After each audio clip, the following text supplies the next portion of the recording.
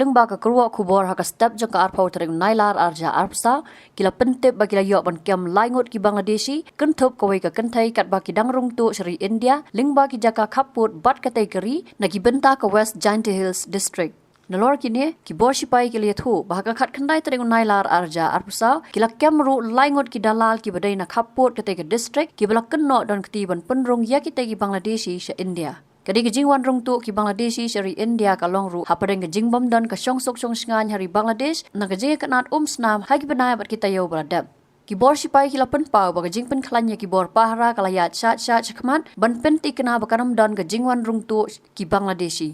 kham hadien ki bor sipai ki IT ki te ki brio balayok kam she ki bor pulet ka West Jaiñtia Hills district ban tokit yaki